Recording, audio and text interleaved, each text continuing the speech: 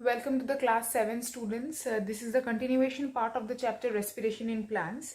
In my previous 3 videos, I have discussed about what is respiration and also the difference between two types of respiration. That means one respiration which you till now had known about, the inspiration and expiration, that is the inhaling and exhaling.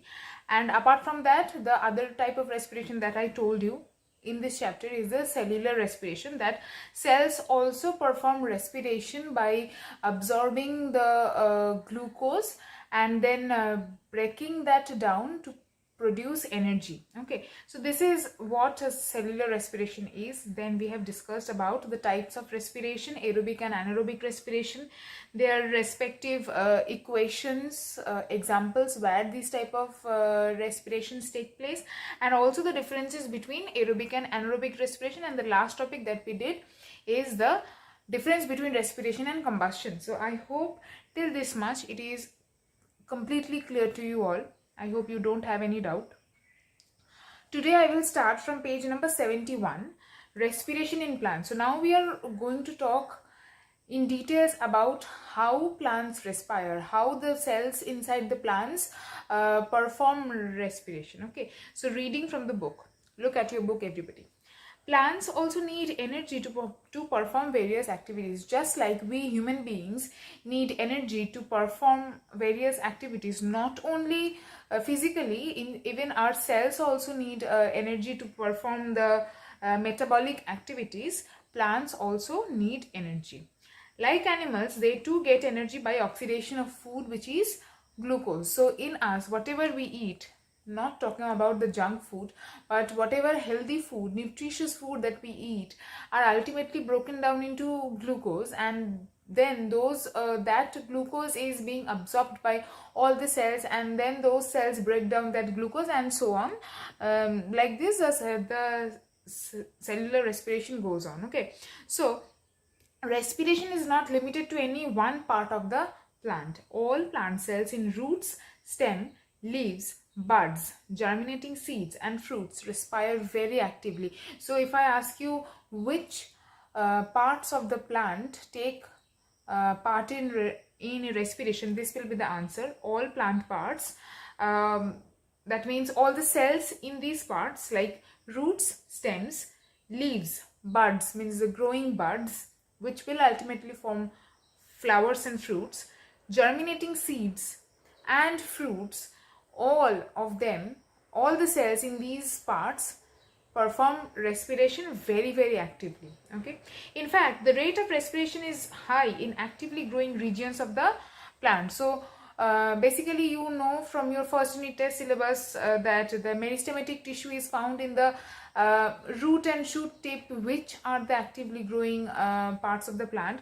So the rate of plant respiration is very high in the actively growing regions. That means the meristematic tissues, which are mainly found in the root and the shoot tips. Okay, move on to the next page.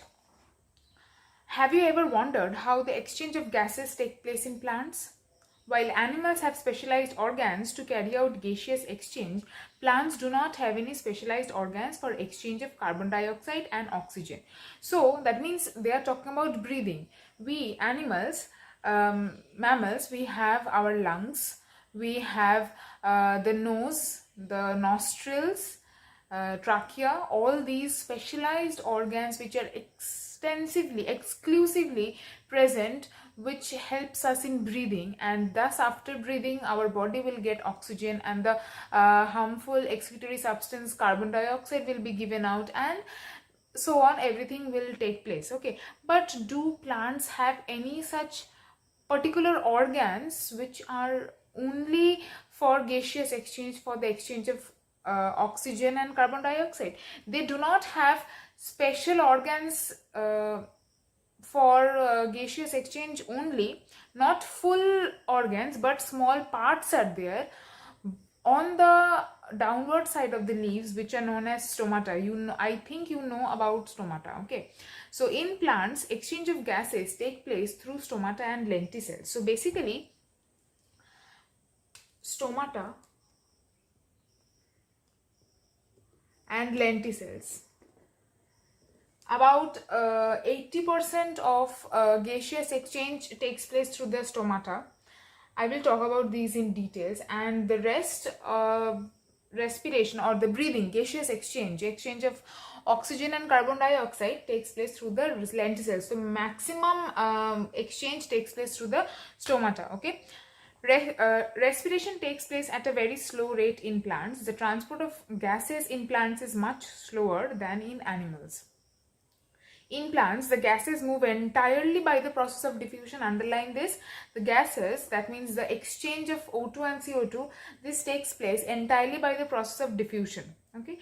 Now let's move on to the next subtopic under this is respiration through leaves. So now we know that gaseous exchange takes place through stomata and lenticels, and the stomata are present on the downward side of the leaves. Okay, so look at your book under the subtopic respiration through the leaves.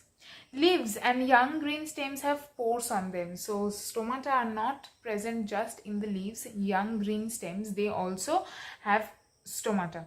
These pores are known as stomata. Okay, and the singular of stomata is stoma. Stomata is actually plural. Stoma is singular. Okay. The exchange of gases takes place through these stomata. There are more stomata on the lower surface of leaves. Oxygen and water vapor leave the plant through the stomata while carbon dioxide enters through them. So we know that oxygen leaves through the stomata, but what about water vapor? So this is another process, another physiological process of the plants, which is known as transpiration. Through transpiration, the plants give out excess water that is in their body in the form of water vapor. So basically in animals also, suppose we human beings, whenever we have extra water, we either give out that extra water in through the urine, in the form of urine, or sweat also. Okay, so similarly in plant body, they also have extra water. Whatever water they absorb through the root hairs from the soil, all of them are not needed, and a large amount of it is given out in the form of water vapor by the process known as transpiration. So that is why they are saying that through these stomata, which are present on the downward side of the leaves and also in young green stems, the oxygen which is given out along with water vapor, and they take in carbon dioxide from the atmosphere. Okay, each stoma has two bean-shaped cells called gourd cells. Look at this picture. Look at this picture. You will see that each stoma means this pore is the stomata, and these two bean-shaped cells are known as gourd cells. I will draw the gourd cells here. So this is the pore of the stomata, and on both sides gourd cells are present. I hope it is clear to you all. The inner walls of the gourd cells are thicker than the outer walls. Underline. When the gourd cells are full of water, they swell and bulge, opening the stomata. This also you have learned in photosynthesis. When the gourd cells lose water, they lose their turgidity, closing the stomata. When the stomata open, the exchange of gases take place by the process of diffusion. So the closing and opening of the stomata, how the gourd cells regulate that by losing and getting water. This you have already learned in photosynthesis, so I hope I don't need to explain it again. And thus when the stomata opens, the exchange of the gases, oxygen and carbon dioxide, take place by the process of diffusion. Okay, so till this much I'll keep it in this video. I will again start with the next part of this chapter in the next video. Okay, thank you.